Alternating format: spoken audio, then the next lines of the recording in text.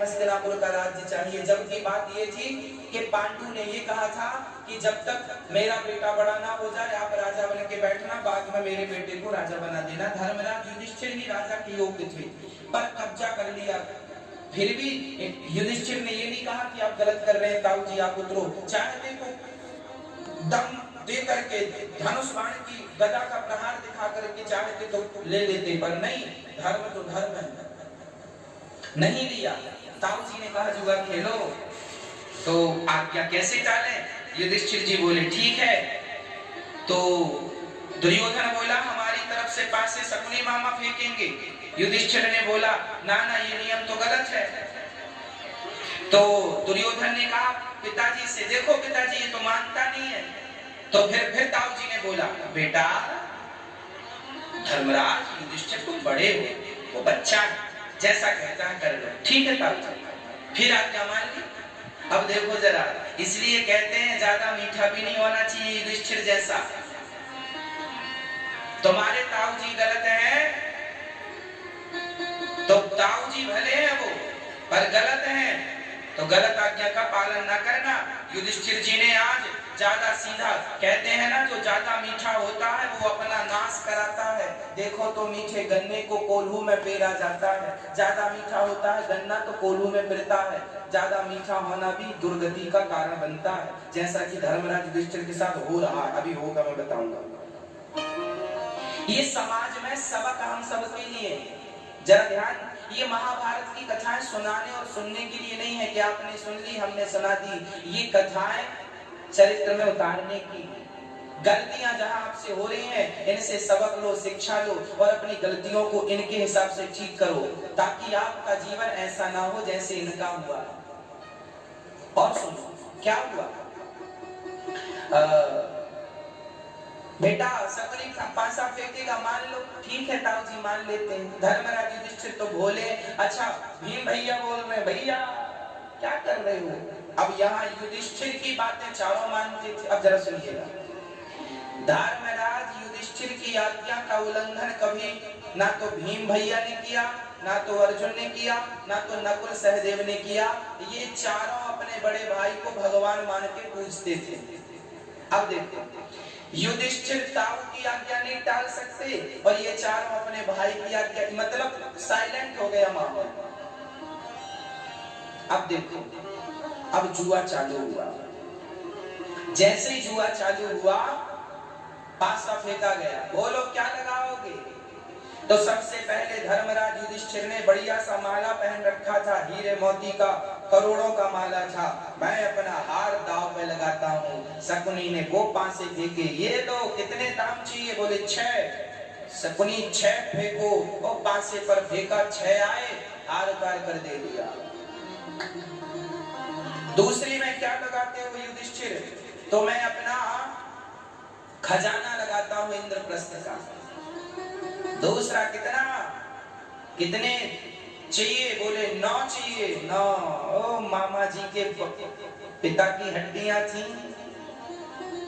वाला बाप कैसे धोखा देगा। 9 चाहिए। ओ शकुनी ने फेंके पास से 9 आए। दुर्योधन हंसा, पूरा खजाना हमारा हो गया। आप बताओ और क्या लगाते हो दाव पर। हम अपना इंद्रप्रस्थ लगाते, पूरा दाव। अच्छा दाम कितने चाहिए, बोले हमें इतने चाहिए। मामा ने पास से फेंके, उतने ही आए। लो पूरा एक एक दाव में लुटते गए। देखो ये जुआ का सिद्धांत है, एक एक दाव पर तुम लुटते चले जाओगे, तुम्हें पता नहीं चलेगा। इसलिए कहता हूँ सबक लो, शिक्षा लो इन लोगों से।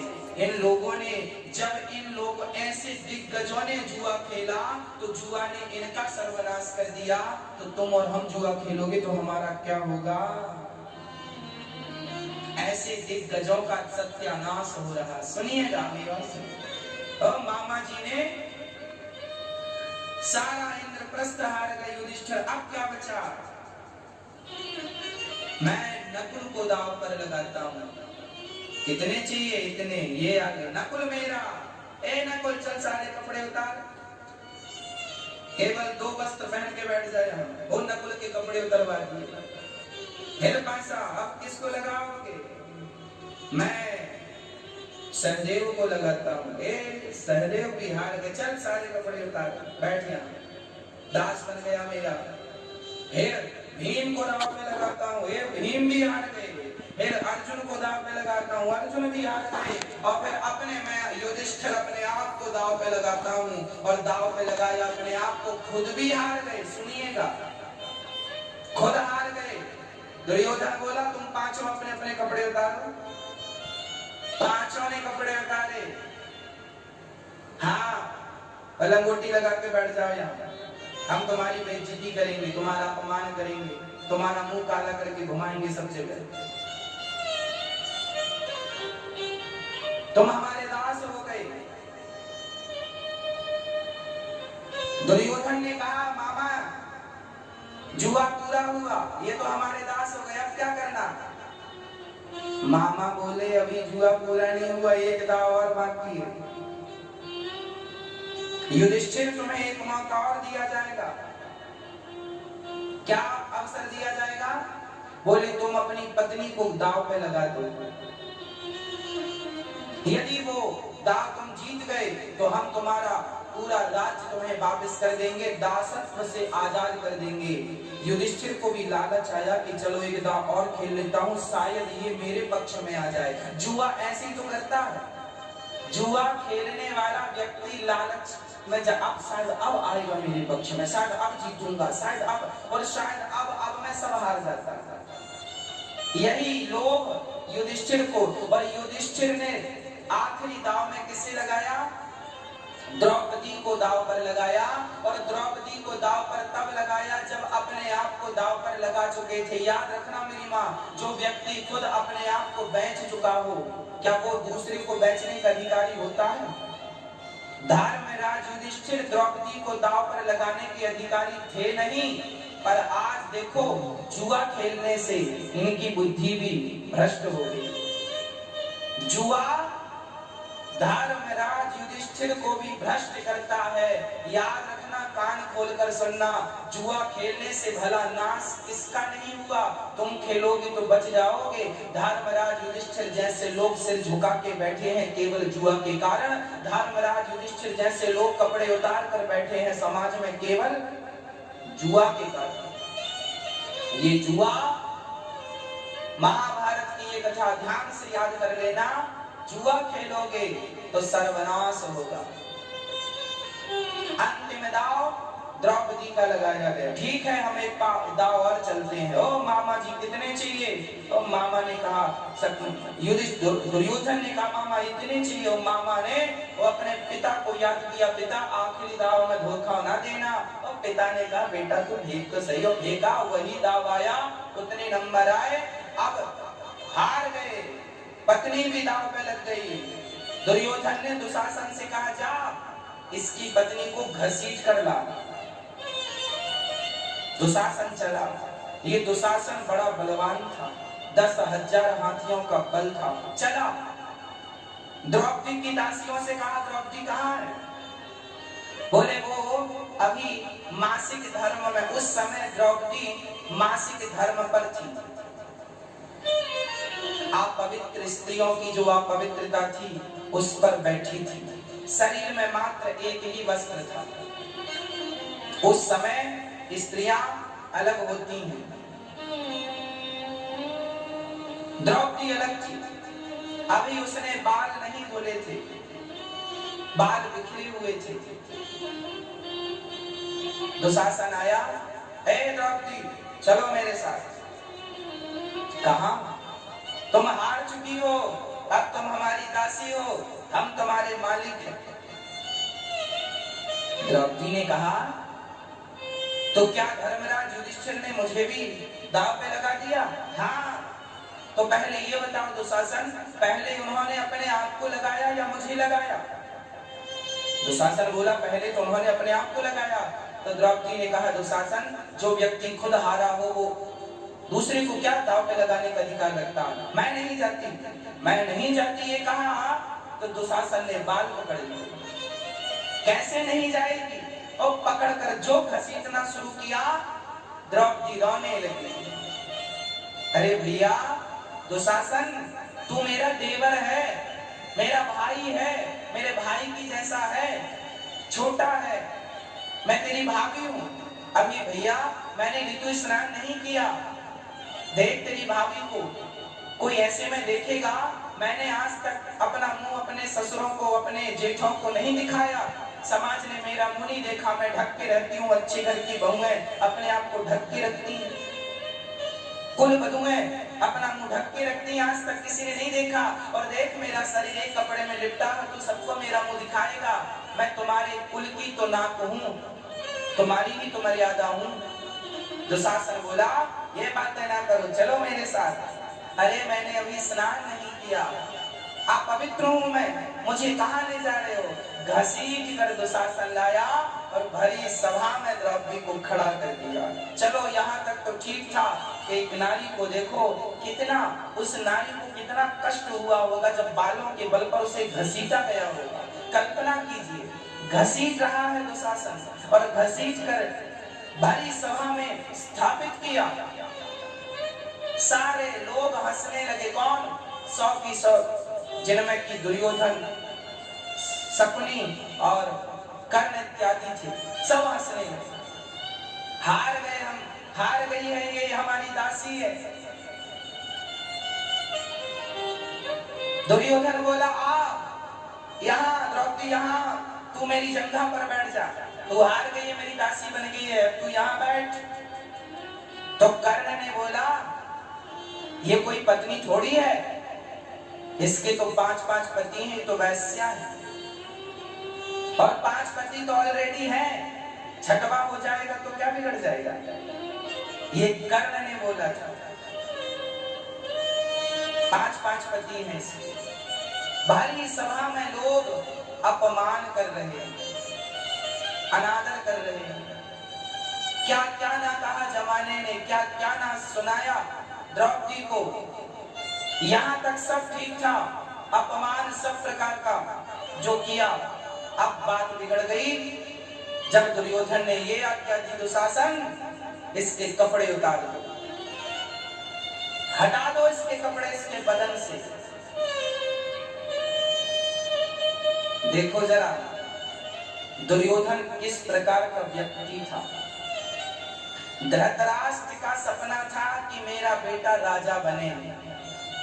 सुनिएगा, विचार करो कि दुर्योधन यदि राजा बन जाता तो जब ये अपनी भाभी को नहीं छोड़ा तो ये समाज में भला और किन नारियों को छोड़ता। ऐसे लोग समाज में जब ऊंचे पद पर राजा बनकर बैठते हैं तो समाज के साथ अत्याचार करते हैं, सम्मान नहीं करते स्त्रियों का। ये दुर्योधन साक्षात कलयुग का अवतार है। भारी सभा में अपमान कर रहा है,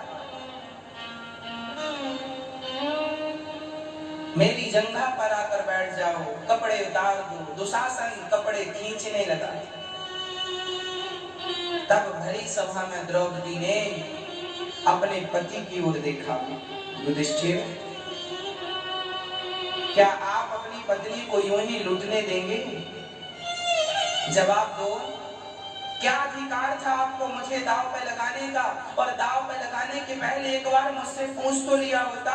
पत्नी केवल इसलिए होती है कि दांव पर लगा दो और उसकी साड़ी समाज के बीच में उतार दो, निर्वस्त्र खड़ा कर दो, केवल इसलिए मैं तुम्हारी पत्नी बनकर आई हूँ क्या? हर जगह मेरे कपड़े उतरवाओगे इसलिए मैं तुम्हारी पत्नी हूँ?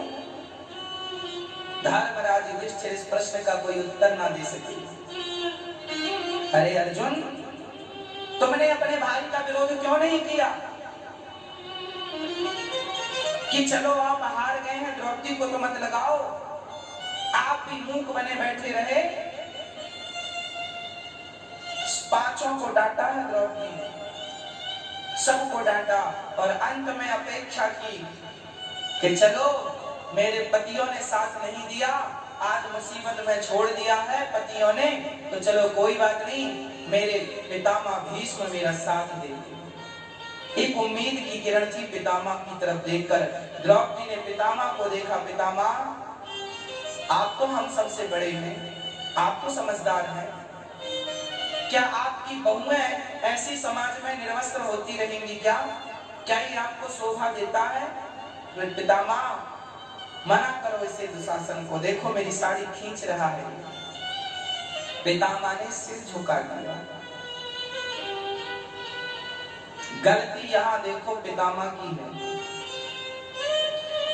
चलो इंसानियत के नाते तुम द्रौपदी के पास जाते और दुशासन के गाल पर 2 थप्पड़ जमाते। अरे मूर्ख, तुझे दिखता नहीं तेरी भाभी है, सगी भाभी है, कपड़े उतार रहा है, शर्म नहीं आती तुझे, लज्जा नहीं आती? 2 थप्पड़ गाल पर देना चाहिए ऐसी संतानों को, परंतु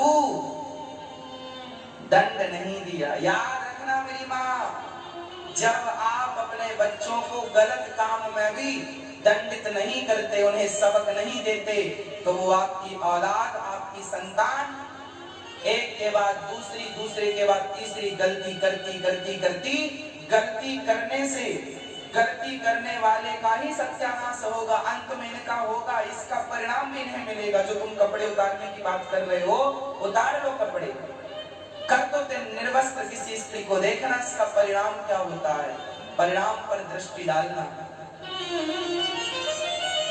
भक्तों, पितामह का सिर नीचे है।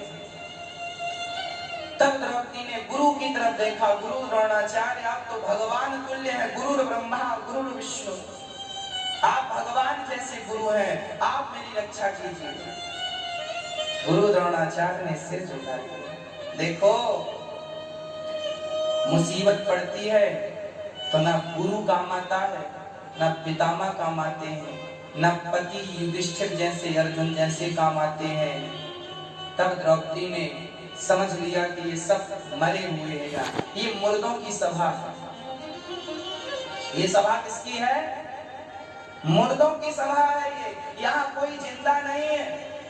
अरे जिंदा होता तो कोई तो मेरी पुकार सुनता, अर्थात ये मुर्दों की सभा है। तो जब मुर्दों की सभा जान ली द्रौपदी ने, तब बुलाया, तब दोनों हाथ उठाकर द्रौपदी ने भगवान को पुकारा। भरी सभा में जब द्रौपदी ने अपने हाथ उठाए, गोविंद नहीं आए तो लाज मेरी नहीं तुम्हारी जाए। जब द्रौपदी ने हाथ उठाए कि मेरा आपके सिवा कोई नहीं है, तब द्रौपदी के लिए भगवान द्वारिका से दौड़े। द्वारिकाधीश तो हाथ बांधे खड़े ही थे कि मेरी बहन मुझे बुला ही नहीं रही। पहले पतियों में समय गवा दिया, फिर समय बचा तो पितामह में गवा दिया, फिर गुरु में गवाया। अरे बहना, पहले तुमने बुला लिया होता तो तुम्हारी ये स्थिति ना होती, ये हालत ना होती। और जब द्रौपदी ने बुलाया, उस समय द्वारिकाधीश भोजन करने बैठे थे। माता रुक्मणी भोजन परोस रही थी। भगवान देखते जा रहे हैं द्रौपदी को। रुक्मणी कह रही है खाओ, भोजन ठंडा हो रहा, खाओ।